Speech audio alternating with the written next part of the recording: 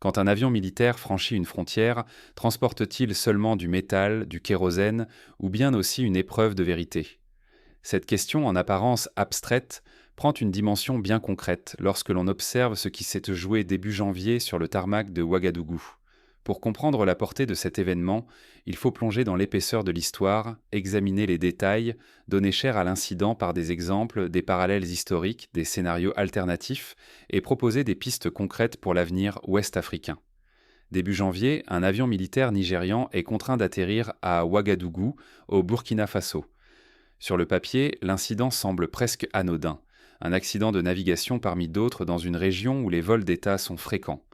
Pourtant, dans le Sahel, rien n'est jamais anodin. Chaque détail devient une pièce du puzzle régional, chaque silence un signal d'alarme. Comme le disait l'écrivain nigérian Chinua Achebe, là où l'on croit que le léopard dort, il ne fait que veiller. Cette vigilance s'est révélée dans la gestion de cette crise. Rapidement, la version officielle tombe. Abuja parle d'une erreur de navigation. L'avion se rendait au Portugal et ce détour serait un simple accident de trajectoire, rien de plus. Cette explication fragile ne tient que le temps d'un communiqué. Ce scénario rappelle d'autres incidents où la version initiale s'effondre à la lumière des faits. En 2005, par exemple, un avion russe avait survolé sans autorisation l'espace aérien japonais, provoquant un incident diplomatique qui, lui aussi, débuta par une explication technique avant que la vérité ne soit révélée par la suite. Mais ici, l'histoire prend un autre tour. Lisbonne intervient. Le Portugal oppose un démenti total. Aucune mission nigériane n'était prévue, aucune notification diplomatique, aucun plan de vol. En quelques phrases, le récit officiel s'effondre. Ce qui semblait être un simple incident technique devient une énigme diplomatique. La façade officielle du Nigeria vole en éclats, exposant une fragilité inquiétante dans la gestion de la vérité d'État. À ce stade, nous pouvons nous demander pourquoi la vérité officielle est-elle si fragile? L'histoire montre que, bien souvent, ce ne sont pas les erreurs techniques qui causent les crises les plus graves, mais le mensonge ou l'omission. En 1962, la crise des missiles de Cuba a éclaté non pas à cause d'un simple déplacement de matériel militaire, mais parce que les explications officielles soviétiques ne tenaient en plus face à la réalité des faits révélés par les Américains. Cette dynamique se retrouve dans l'affaire de l'avion nigérian. Le mensonge, ou du moins l'ambiguïté, érode la confiance plus sûrement qu'un incident mécanique. Le simple incident technique change alors de nature. Ce n'est plus une question de navigation, c'est une question de confiance. La confiance entre États vacille et l'illusion que les versions officielles suffisent à contenir l'instabilité disparaît. Ce qui devait être un épisode discret devient une crise régionale, exposant un malaise profond entre voisins et partenaires. Cette notion de confiance est centrale dans les relations internationales. Les traités, les alliances, tout repose sur la parole donnée. Quand celle-ci s'effrite, tout l'édifice menace de s'effondrer. Désormais, la question brûle. Si la vérité peut se désintégrer aussi vite, sur quoi repose vraiment la sécurité collective? Jusqu'où croire les déclarations qui fondent la stabilité régionale? Quand la confiance chancelle, c'est toute l'architecture de la coopération qui menace de s'effondrer. Cette crise rappelle la situation de l'Europe dans l'entre-deux-guerres, où la méfiance croissante entre les États a préparé le terrain à la Seconde Guerre mondiale. Sans confiance, aucune alliance ne tient longtemps. Comprendre ce moment, c'est prendre la mesure du danger. L'Afrique de l'Ouest joue ici bien plus que la réputation de ses gouvernements. Il en va du droit à la souveraineté, de la force des frontières, de la solidité des alliances, de la légitimité même de la sécurité commune. La moindre faille, le plus petit mensonge, peut déclencher une onde de choc incontrôlable. Cette fragilité s'est déjà manifestée ailleurs. Pensons à la crise entre l'Inde et le Pakistan en 1999 à Kargil, où une petite incursion non revendiquée a failli déclencher un conflit nucléaire. Si l'affaire de l'avion nigérian explose comme une bombe diplomatique, c'est qu'elle révèle un point de bascule pour le Sahel. Les anciennes règles, l'ambiguïté, la tolérance des versions officielles ne suffisent de plus. Place à une exigence de vérité, à une soif de clarté et de souveraineté sans compromis. C'est un changement de paradigme comparable à celui de la fin de la guerre froide, où chaque geste prenait une signification nouvelle et où l'ambiguïté n'était plus tolérée. Mais pour comprendre ce qui se joue derrière ce fracas diplomatique, il faut remonter aux racines de la méfiance régionale. Car cette crise ne surgit pas de nulle part. Elle s'inscrit dans une histoire longue de tensions et de secrets. Les frontières du Sahel sont devenues des lignes de tension. Chaque franchissement, chaque incursion est désormais un test de volonté et de légitimité, une épreuve qui met à nu l'équilibre fragile de la région. Depuis plusieurs années, le Sahel est ballotté par une série de coups d'État, de pactes précaires et de promesses rompues. La confiance entre voisins s'effrite. La méfiance envers les interventions étrangères, qu'elles relèvent de la diplomatie ou de l'armée, atteint un sommet inédit. Rappelons-nous, en 2021, du coup d'État au Mali, suivi par ceux au Burkina Faso et au Niger. Chacun de ces événements a sapé la confiance dans les institutions régionales comme la CEDEAO, dont les interventions sont souvent perçues comme partisanes ou inefficaces. Dans cette atmosphère électrique, la doctrine Traoré s'impose. C'est une réponse sans précédent, agir vite, se montrer ferme, mais sans provoquer inutilement. Car ici, chaque incident a le potentiel de s'embraser. La souveraineté n'est plus un simple mot d'ordre, c'est une frontière invisible mais infranchissable. Cette doctrine rappelle la politique de la ligne rouge, adoptée par Israël dans les années 70 face à ses voisins. Toute violation entraînait une réaction immédiate, pour préserver la crédibilité de la dissuasion. Fini les ambiguïtés, fini les explications vagues. Chaque geste, chaque parole est surveillé, disséqué. La moindre erreur peut être vue comme une menace. Plus personne n'accorde le bénéfice du doute. Tout est suspect, tout est interprété à l'aune du risque. Cette atmosphère n'est pas sans rappeler les crises de la guerre froide, où chaque incident pouvait être le signe d'une escalade imminente. L'affaire de l'avion militaire nigérian n'est pas un accident isolé. Elle s'inscrit dans une dynamique dangereuse, une succession de tensions entre le Nigeria et ses voisins sahéliens. Les vieilles alliances se craquellent, la vigilance devient obsession. Un simple incident devient le théâtre d'enjeux colossaux. En 2017, un hélicoptère nigérian avait déjà été intercepté au Niger, préfigurant les tensions actuelles.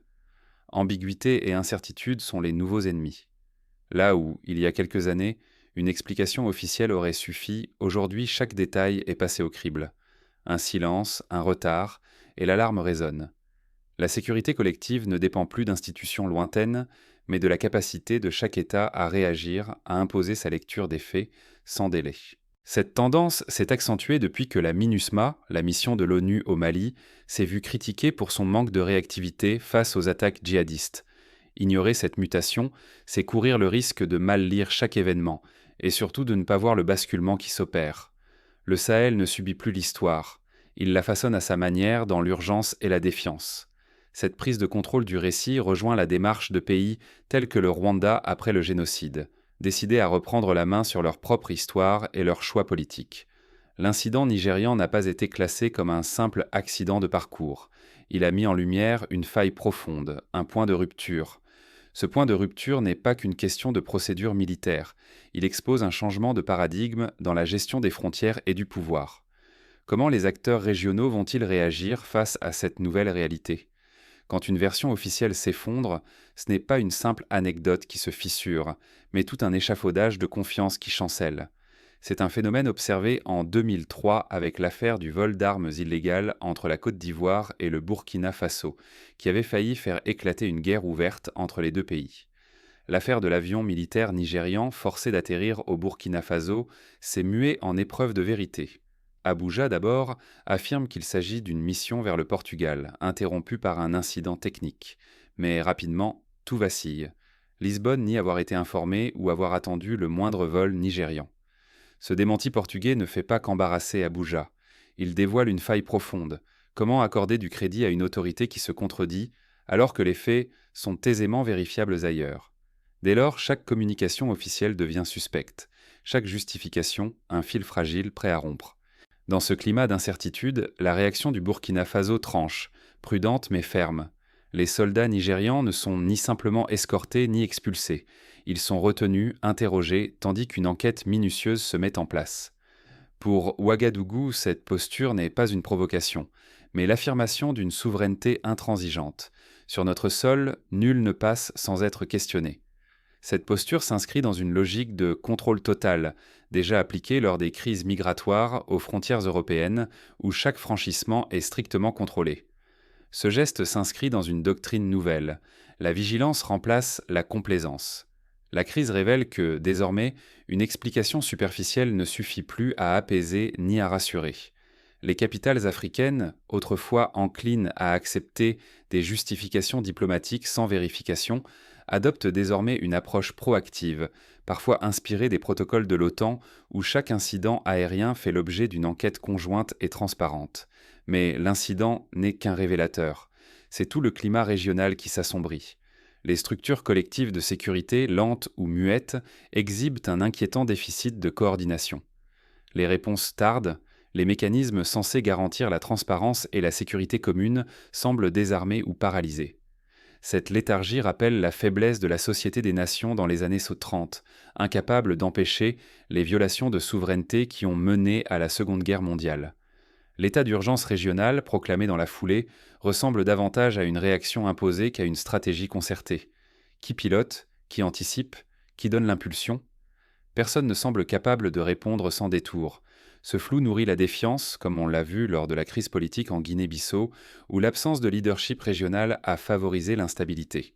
Au final, cette affaire met à nu l'incapacité des institutions régionales à garantir le minimum de confiance et de transparence.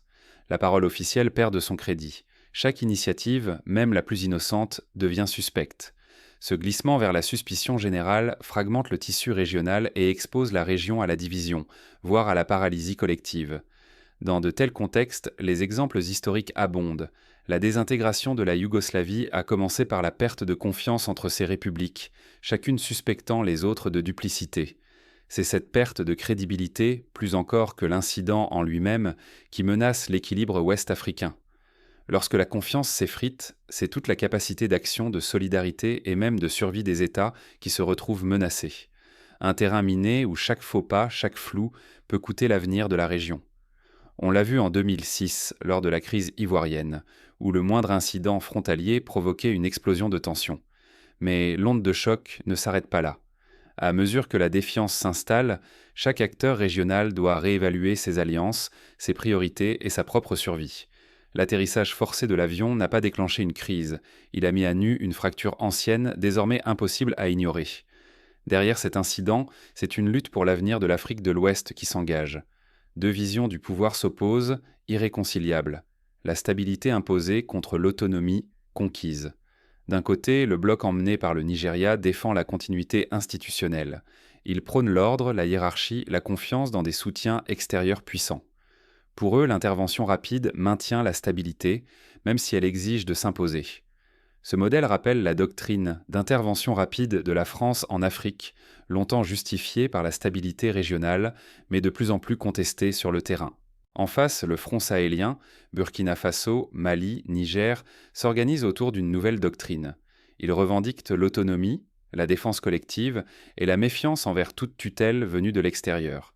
Leur sécurité dépend d'abord de leur capacité à décider pour eux-mêmes.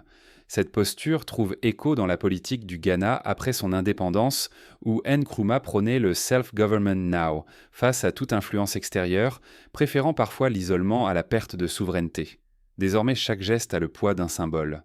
Un vol non déclaré, un silence prolongé, une phrase ambiguë, tout devient suspect, chaque mot interprété comme une menace ou une provocation. Le climat est électrique, chaque action, même involontaire, risque d'enflammer la région.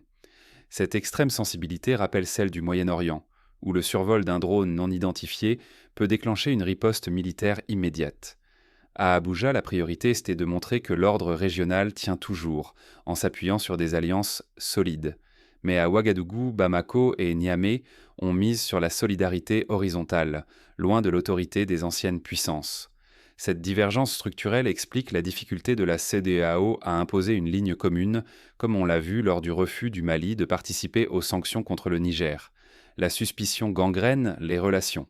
Chaque incident devient un test de force et de loyauté. La confiance ne réside plus dans la parole de l'État, mais dans la capacité à anticiper et à réagir sans faiblir. Cette défiance rappelle la période post-coloniale où chaque État nouvellement indépendant se méfiait de ses voisins, craignant des ingérences déguisées en coopération. La spirale de méfiance s'accélère. Personne n'accorde plus le bénéfice du doute. Un déplacement non annoncé, une explication incomplète ou un simple silence peuvent être vus comme des agressions, voire comme un prélude à la confrontation. C'est le même climat qui régnait dans les Balkans dans les années 90, où la moindre rumeur pouvait déclencher une flambée de violence. À présent, la moindre erreur de jugement, la moindre ambiguïté pourrait faire basculer la région dans une crise incontrôlable. Les conséquences ne sont plus seulement diplomatiques. C'est la légitimité, la sécurité et la souveraineté de toute l'Afrique de l'Ouest qui sont désormais en jeu. Comment empêcher cette méfiance généralisée de dégénérer en affrontement ouvert? Pour tous les acteurs ouest-africains, il s'agit aujourd'hui de la question la plus pressante. Mais la défiance ne cesse de grandir, et chaque jour sans clarification renforce le risque de rupture. La région vacille sur une ligne de crête où chaque décision compte. Dans ce monde où la parole ne suffit plus, ce sont les gestes qui tracent les lignes rouges. Cette dynamique rappelle le dilemme de la sécurité en relations internationales, où toute mesure prise pour se protéger peut être interprétée comme une menace par l'autre. La gestion burkinabé de la crise n'a rien eu de spontané. Elle s'est distinguée par une fermeté sans éclat. Arrestation immédiate des militaires étrangers, contrôle minutieux des raisons de leur présence, mais refus absolu de toute escalade ou dramatisation. Cette stratégie s'inspire de la politique du calme, prônée par certains chefs d'État africains dans les années 60, soucieux d'éviter l'effet boule de neige des crises non maîtrisées. Là où tant de gouvernements auraient cédé à la colère ou au spectacle, Ouagadougou a choisi la sobriété. Pas de déclarations excessives, pas de posture alarmiste, seulement une procédure claire, assumée, menée sans faillir. Cette retenue n'est pas faiblesse, mais calcul stratégique. Le message est limpide, la stabilité ne se réclame plus dans le bruit, elle se bâtit dans la cohérence des actes et la maîtrise des nerfs. Le Burkina Faso vient d'imposer un test. Chaque présence étrangère devra désormais s'expliquer. Chaque action sans justification sera soumise à examen. C'est l'émergence d'une nouvelle doctrine sahélienne. Cette posture bouleverse l'équilibre régional. En exigeant des preuves, en privilégiant la vérification à la diplomatie, le Burkina Faso déplace les frontières du pouvoir et de la crédibilité. Les acteurs extérieurs n'ont plus le monopole du récit. Ils doivent désormais composer avec une souveraineté active, exigeante, prête à s'affirmer. Mais ce modèle n'est pas sans péril. Attendre des solutions venues d'ailleurs, c'est abdiquer son autonomie. À l'inverse, pousser trop loin l'affirmation de sa souveraineté, c'est risquer l'isolement, voire l'escalade. L'équilibre est fragile. Chaque choix engage l'avenir collectif du Sahel. C'est ce que montrent les exemples du Zimbabwe ou de l'Éthiopie, qui, à force d'isolationnisme, ont parfois payé un lourd tribut économique et diplomatique. Ce qui se joue ici dépasse la gestion d'un incident singulier. C'est une invitation à toute la région à revisiter ses réflexes, à assumer ses choix et à bâtir la légitimité sur la constance des actes, non sur des discours volatiles. Mais le véritable enjeu, c'est la façon dont cette nouvelle dynamique pourrait inspirer ou inquiéter les autres capitales sahéliennes. Qui désormais osera ignorer la force d'un acte réfléchi face à la pression extérieure? L'incident de l'avion n'est ni un accident isolé, ni une simple péripétie. Il marque le seuil d'une époque où chaque décision, chaque silence aura des conséquences. Désormais, le moindre flottement devient suspect, chaque frontière est scrutée. Ce qui s'est joué sur le tarmac du Burkina Faso dépasse la diplomatie ordinaire. À cet instant, la fiction d'une confiance automatique a cédé sous le poids d'un doute collectif. Pour la première fois depuis des années, un pays d'Afrique de l'Ouest a refusé de clore le débat sur sa souveraineté avec une explication officielle, même fragile. La réaction burkinabé n'a pas été un geste de défi, mais une affirmation de doctrine. Ici, l'autorité ne se décrète plus par l'héritage ou la rhétorique, mais s'impose par des actes visibles, concrets, assumés. L'ère où une zone grise suffisait à masquer les intentions est bel et bien terminée. Derrière cet avion nigérian intercepté se cache une question brûlante pour toute la région. Qui détient la vérité? Qui façonne le récit et qui choisit d'y adhérer? Refuser de trancher, c'est offrir son histoire à d'autres, qui l'écriront sans votre accord. Ne pas s'engager, c'est renoncer à choisir ses propres modèles de gouvernance, à garantir sa sécurité, à façonner son destin collectif. Ce n'est plus simplement une affaire d'orgueil national, c'est la légitimité de toute l'Afrique de l'Ouest qui se joue. Chaque hésitation, chaque laxisme aura un prix élevé, car c'est la capacité de la région à tracer ses propres frontières, physiques, politiques, narratives, qui est en jeu. Ce moment de crise n'est pas une parenthèse. Il constitue le point de départ d'un nouveau pacte. Seule l'action souveraine, transparente et assumée pourra garantir la stabilité future. Tolérer l'ambiguïté, c'est ouvrir la porte aux ingérences et fragiliser demain. L'affaire de l'avion l'a prouvé, la région ne peut plus vivre dans l'incertitude ni tolérer les zones d'ombre. Aujourd'hui, le Sahel ne demande plus la permission d'exercer son autorité. Il la met en œuvre. Ce choix, une fois posé, ne laisse plus de place à l'indifférence. Chaque citoyen, chaque dirigeant doit choisir entre le confort du silence et la responsabilité de l'action. Mais que faire concrètement pour éviter que de tels incidents ne dégénèrent à l'avenir? La première étape consiste à renforcer la transparence. Chaque vol militaire devrait être précédé d'une notification systématique à tous les États concernés, accompagnée d'un plan de vol détaillé.